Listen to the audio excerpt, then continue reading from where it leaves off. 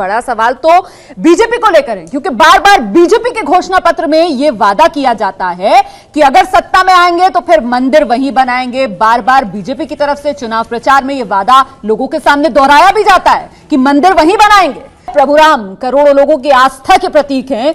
Vote के लिए राम का नाम जपना एक धोखा है। देखिए, जनकपुर तो खींचे चले जाते हैं प्रधानमंत्री मोदी, लेकिन अयोध्या जाते भी हैं 2017 के अंदर उत्तर प्रदेश विधानसभा चुनाव के प्रचार के लिए, बावजूद इसके रामलला के दर्शन नहीं करते हैं। ऐसा क्यों? रोमाना जी, बिल्कुल मेरी बात को याद रखिएगा, दर्शन भी करेंगे। जो प्रतिज्ञा लिया है भारतीय जनता पार्टी ने, मंदिर बना के दर्शन भी करेंगे, और जितनी भी हमारी ऑपोजिशन पार्टी उनको वनवास देने का प्रयास करे, यह वनवास बहुत शीघ्र ही टूटेगा। तो आप ये ब्रेकिंग न्यूज दे रहे हैं एबीपी न्यूज को कि 2019 चुनाव से पहले आप ये हमें ब्रेकिंग न्यूज देकर जा रहे हैं ना कि 2019 चुनाव से पहले भव्य राम मंदिर भी बनेगा और प्रधानमंत्री मोदी जो है वो अयोध्या भी जाएंगे रामलला के दर्शन करने के लिए। बिल्कुल, मैं ब्रेकिंग न्यूज चलवा दूं ना? मैं इसका जवाब देता, मैं जवाब देता ना, मैं जवाब देता। अरे आलोक जी, देखिए, हमारे मैनिफेस्टो में लिखा है, हमारे मैनिफेस्टो में लिखा है कि भव्य रामलला का मंदिर का निर्माण भारतीय जनता पार्टी करेगी। तो स्वाभाविक है इसे ब्रेकिंग न्यूज तो किया, 1989 से ब्रेकिंग न्यूज तो इसलिए कि मंदिर वहीं बनाएंगे, तारीख नहीं बताएंगे। मंदिर वहीं बनाएंगे पर तारीख नहीं बताएंगे। और अब आप ये बता रहे हैं ना चैनल को कि 2019 चुनाव से पहले, मैंने इसीलिए कहा कि ब्रेकिंग न्यूज चलवा दूं ना संबित। बता दो, देखिए इनकी बात गलत नहीं साबित होती कभी। नहीं, देखिए आप भी बार बार मुझसे पूछ रही हैं 2019 से पहले, 2019 से पहले। देखिए 500 वर्षों से ये संघर्ष चल रहा है। उस समय बहुत बड़ी जमात थी जिसने मंदिर को तोड़ करके वहां पर एक ढांचा बनाया। आज भी ऑपोजिशन के रूप में एक बहुत बड़ी जमात है जो नहीं चाहती है कि किसी भी कीमत पे वहां मंदिर बने, मगर मंदिर हम वहीं बनाएंगे क्योंकि रामलला का जन्म वहीं हुआ था। सीता मैया ने आज आशीर्वाद दिया है, यह आशीर्वाद फलीभूत होगा। ये ऑपोजिशन चाहे हमें तोड़ने की, रोकने की चुनाव प्रचार मोड से संबित बाहर नहीं आ रहे। मंदिर वहीं बनाएंगे, मंदिर वहीं बनाएंगे, तारीख नहीं बताएंगे। ठीक है संबित, मैं आऊंगी आपके पास। आलोक जी, देखिए जो आरोप संबित लगा रहे हैं ना कि कम से कम वो प्रतिबद्धता तो दिखाते हैं ना, लेकिन कांग्रेस के नेता क्या कर देते हैं, अदालत में जाते हैं और कपिल सिब्बल साहब कहते हैं 2019 के बाद सुनवाई हो इस मामले में। आलोक जी का चेहरा उतर गया, देखो सही राम मंदिर की बात करते के साथ ही। देखिए, मैं समझता हूं कि जिस समय पर 1990 के दशक में हुआ तो इन्होंने कहा कि हमारी सरकार बनवा दीजिए, हम राम मंदिर बनवाएंगे। फिर 98 में, 2004 में जनता ने सरकार भी दी। फिर कहा कि साहब हम तो गठबंधन में है, पूर्ण दे दीजिए हमें बहुमत। 2014 में पूर्ण बहुमत दे दीजिए। फिर कहा कि साहब हमें यूपी में भी जितवा दीजिए, जनता ने यूपी में भी जितवा दिया। अब शायद ये कह रहे हैं कि पंचायत चुनाव और जितवा दो, फिर हम राम मंदिर बनाएंगे। मुद्दे की बात यह है कि पिछले वर्ष 12 अप्रैल को 2017 में महेश चंद्र शर्मा जी जो इनके संस्कृति मंत्री हैं, उन्होंने स्वयं कहा कि पार्लियामेंट में प्रभात झा जी के सवाल का उत्तर देते हुए कि सीता मां का कहीं जन्म हुआ था, इसके हमारे पास साक्ष्य नहीं है। क्योंकि कल कर्नाटक में चुनाव है तो राम जी भी याद आ रहे हैं, सीता मैया भी याद आ रही है, उत्तर प्रदेश का चुनाव आता है, 84 याद आ जाती है। अभी हम केवल ये पूछना चाहते हैं कि रामायण सर्किट का वहां नेपाल में जाकर आप बखान कर रहे हैं। रामायण सर्किट पे उत्तर प्रदेश का चुनाव खत्म होने के बाद महेश शर्मा जी एक बार भी दिखाई नहीं दिए। मैं केवल ये पूछना चाहता हूं कि कब तक आप प्रभु राम को धोखा देते रहेंगे। मैं केवल ये पूछना चाहता हूं कि आज भी इस एबीपी न्यूज के चैनल पर आप ये कहने के लिए सक्षम नहीं है कि मोदी जी अयोध्या कब जाएंगे। आरोप जो है वो लगातार विपक्ष की तरफ से आप पर लगाए जाते हैं, उत्तर नहीं दे पा रहे कि बीजेपी को प्रभु राम की याद सिर्फ और सिर्फ चुनाव के दौरान ही आती है। सत्ता एक बार मिल जाती है बीजेपी को, उसके बाद बीजेपी बड़ी आसानी से प्रभु राम को भुला देती है। ये आरोप बार बार विपक्षी दल आप पर लगाते हैं। संबित, जवाब दीजिए। आऊंगी विनोद जी आपके पास। देखिए रोमाना जी, कम से कम हमको प्रभु राम की तो याद आती है। पाकिस्तान में जाकर हम ये तो नहीं कहते हैं मोदी की सरकार को गिराना होगा और कायदे आजम, ये पाकिस्तान में जाके तो नहीं कहते हैं। चुनाव कोई याद आती है, उसके बाद भूल जाते हैं। 24 घंटे चुनाव के बाद अभी पाकिस्तान भाग जाएंगे, मुद्दे पर एक उत्तर नहीं देंगे। और आप बताइए रामायण सर्किट का हिंदुस्तान में क्या हाल है? आपके बीच 14 बस के रूट बंद हो गए आलोक जी, आलोक जी आप बोल रहे हैं दिल्ली से। आलोक जी की आवाज कम कर दीजिए, संबित की बारी है जवाब देने की। संबित, आप जवाब दीजिए। देखिए रोमाना जी, मैं बिल्कुल ससम्मान कहना चाहता हूं, पूरी डिबेट में मैं मुस्कुरा रहा हूं और मैं बिल्कुल द्रवित नहीं हूं। क्यों? क्योंकि मैं जानता हूं कि हमारी पार्टी सत्य के साथ खड़ी है, हम किसी को धोखा नहीं दे रहे हैं। और मैं प्रतिज्ञा करके आपको बोल रहा हूं, चाहे आप इसको ब्रेकिंग न्यूज चलाइए या ना चलाइए, कि हम राम मंदिर बनाएंगे, भव्य राम मंदिर भारतीय जनता पार्टी बनाएगी, क्योंकि राम के चरणों में ये हमने सौगंध लिया, चाहे ये हमारी ऑपोजिशन कुछ भी कर ले। क्योंकि सुनील जी नहीं, मैं ऐसा कुछ नहीं बोलूंगा, मगर मंदिर हम बनाएंगे और आप देखिएगा, हम अपने जीवन काल में देखेंगे, भले ही हमारे ये जो साथी हैं ये मुस्कुरा रहे हैं, मजाक उड़ा रहे हैं भगवान राम का, मगर एक दिन ये अपने जीवन काल में देखेंगे कि ऐसा राम मंदिर जो हमने प्रतिज्ञा किया था ये इनके सामने होगा और ये मुंह दिखाने लायक नहीं होंगे। अरे जो लोग राम के विरुद्ध बोलते रहे हैं, आज अचानक ये हम पे प्रहार कर रहे हैं। अरे प्रधानमंत्री नरेंद्र मोदी सीता जी के दर्शन करने क्या चले गए, इनको इतनी परेशानी। ठीक है, जवाब ले लेते हैं। सुनील यादव जी, मंदिर वहीं बनेगा, फिलहाल तारीख बताने की स्थिति में नहीं है बीजेपी। देखिए, ये क्योंकि इसलिए बताने की स्थिति में नहीं है क्योंकि इनका केवल पॉलिटिकल एजेंडा है भगवान राम मंदिर। वो अगर बता देंगे तो फिर कैसे चुनाव लड़ेंगे, कैसे लोगों के बीच जाएंगे। तो ये विनोद बंसल जी कैसे कह रहे थे 2019 से पहले? विनोद बंसल साहब, आप वहां पर बोल रहे थे, उस ग्राउंड में बोल रहे थे जहां भगवान राम की शादी सीता मैया से हुई थी। और उन्होंने एक बात कही, बड़ी अच्छी बात कही नेपाल में। रोमाना जी, देखिए दो बात है, मैं आपको बताऊं। देखिए जो लोग ये कह रहे थे कि भाई वो कौन बनाएगा क्या बनेगा, ये इन्होंने पहले कहा था कि नहीं अभी हाईकोर्ट का निर्णय आने दो। जिस दिन हाईकोर्ट का निर्णय आया उसी दिन सोनिया जी का पहला स्टेटमेंट आया कि नहीं हम सुप्रीम कोर्ट में जाएंगे, जब राम मंदिर के फेवर में आ गया था, चूंकि उसको रामलला के फेवर में आया था। अब उसके बाद में जब न्यायालय में सुनवाई शुरू हुई,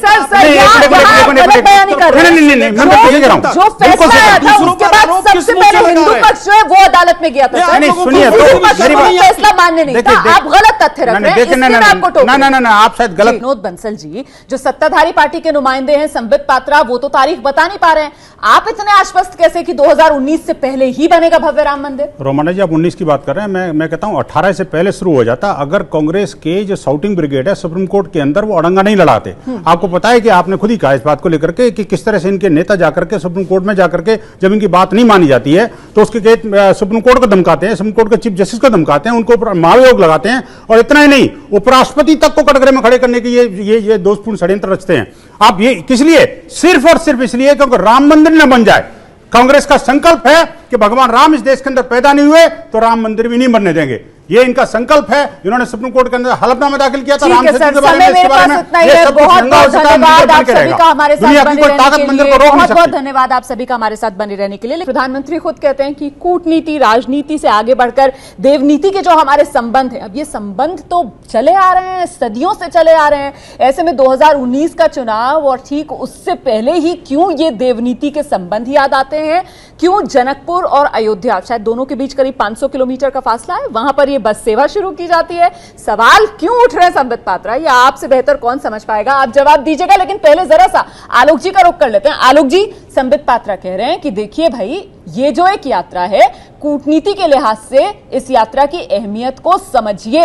आप लोग तो सिर्फ मीन मेख निकालते रहते हैं, यहां पर भी आपको सियासत नजर आ रही है, क्यों? देखिए, पूरी तरह से आज मोदी साहब जो हैं विदेश नीति को भी केवल फोटो ऑप्ट और कैमरे के माध्यम से चलाना चाहते हैं, इसलिए हम उसके अंदर कहीं ना कहीं प्रश्न चिन्ह खड़ा कर रहे हैं।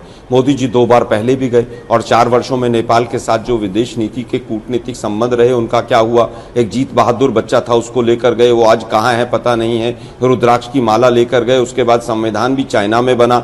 मधेशियों के साथ किस तरह से 150 दिन तक बॉर्डर सील रहे और 2म दर्जे का वहां पर वातावरण बना। यही प्रधानमंत्री नेपाल के ओली साहब, इन्होंने और इनकी पार्टी के लोगों ने एक प्रधानमंत्री महोदय के लिए क्या क्या कहा। वहां पर भूकंप आया तो हमारे मीडिया के साथ किस तरह का बर्ताव हुआ, ये तमाम चीजें देश ने देखी हैं। लेकिन आज आप सास बहू के खेल में ये विदेश नीति को उलझाना चाहते हैं, ये आपकी मंशा हो सकती है। हम तो केवल ये चाहते हैं, पूछना चाहते हैं कि विपक्ष की तरफ से बड़ी गंभीर बात कही जा रही है। विपक्ष कह रहा है कि जब भी शुरुआत होती है तो वो बहुत बड़े स्तर पर की जाती है, लेकिन नतीजा क्या निकलता है? संबंध जो है नेपाल के साथ अगर बात कर ली जाए तो किस तरीके से हिचकोले खाए उन संबंधों ने, ये भी दुनिया ने देखा।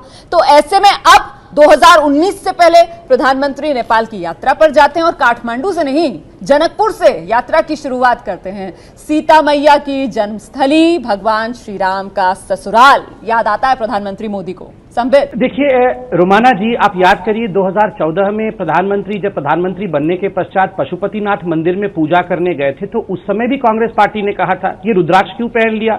मुझे बड़ा आश्चर्य होता है, जब सऊदी अरब में हम मस्जिद गए थे तो उस समय तो इनको कोई आपत्ति नहीं थी, अगर मंदिर चले गए तो इनको सब प्रकार की आपत्ति क्यों है। क्यों सीता मैया के मंदिर गए, रुद्राक्ष क्यों धारण किया, ये सेक्युलरिज्म की हत्या हो गई। जापान के पीएम को गीता, भगवत गीता क्यों दे दिया। मुझे लगता है अपने ही देश के संस्कृति, अपने ही देश की सुंदरता, अपने सीता मैया, अपने राम, इनके खिलाफ जिस प्रकार की मनोवृत्ति कांग्रेस में बन गई है, और खास करके जब प्रधानमंत्री विदेश की भूमि पर होते हैं, ठीक उसी समय इस प्रकार प्रहार करना। क्यों नेपाल गए, क्यों राम जी को याद किया, क्यों सीता माता के मंदिर गए। भैया सीता माता के मंदिर चले गए तो क्या बुराई हो गई, क्या बुराई हो गई। आलोक जी, जवाब सीता माता के मंदिर नहीं जाना चाहिए। जवाब दीजिए। देखिए, हमें आपत्ति सीता माँ से या उनके मंदिर में जाने से, प्रभु राम के चरण में जाने से कोई आपत्ति नहीं है किसी को भी। लेकिन जब इन सब चीजों का, हिंदू प्रतीकों का दुरुपयोग राजनीति के लिए होता है, उसका हमें कहीं ना कहीं खेद होता है कि देश के प्रधानमंत्री बताएं कि वो ससुराल तो चले गए प्रभु राम के, लेकिन वो अयोध्या नहीं गए। 4 साल में उनको जाने का समय नहीं मिला। किसी को गीता भेंट करने से कहीं पर आपत्ति नहीं है, लेकिन गीता को चुनाव से पहले ये कहना कि हम राष्ट्र पुस्तक बनाएंगे और उसके बाद पीछे भाग जाना, सवाल का जवाब तैयार करके लाए होंगे कि प्रधानमंत्री मोदी जो हैं वो अयोध्या कब जाएंगे। संबित ने तैयारी पूरी की होगी। संबित, जवाब आप दीजिए। मैं समझना चाहती हूँ इस वक्त समाजवादी पार्टी को ज्यादा दिक्कत किस बात से है कि जब जनकपुर से जो बस चली है और अयोध्या पहुंचेगी, वहां उसके स्वागत में योगी खड़े हुए होंगे। क्या ये चिंता बढ़ा रही है समाजवादी पार्टी की, सुनील यादव साहब? देखिए रोमाना जी, चिंता इस बात की नहीं कि कौन कहां जा रहा है। भारतीय जनता पार्टी के प्रवक्ता ने सबसे पहले ही अपनी पार्टी का असली रूप रख दिया। उन्होंने कहा सास बहू। मुझे लगता पूरा देश जानता, हम आप सब लोग जानते, जो सास बहू का सीरियल आता है उसमें केवल साजिश है, नौटंकी है, ड्रामा है। यही भारतीय जनता पार्टी है। वो तो कह रहे हैं आप लोग ये भूमिका निभा रहे हैं। करें, हम आपने समाजवादियों को कोई दिक्कत नहीं। आप नेपाल जाएं, आप नेपाल में सीता मैया के दर्शन करें, अच्छी बात है। लेकिन सवाल यहां पर उठता है कि जो नेपाल और भारत के हमारे रिश्ते थे, रोटी और बेटी के रिश्ते थे, आज 4 साल में मोदी जी की नीतियों से क्या नेपाल और भारत के वो रिश्ते हैं? आज नेपाल सबसे नजदीक भारत के है या चाइना के है? तो ये सोचने का विषय है कि आपकी नौटंकी, ड्रामा और जुमलेबाजी से ये देश चलने वाला नहीं है।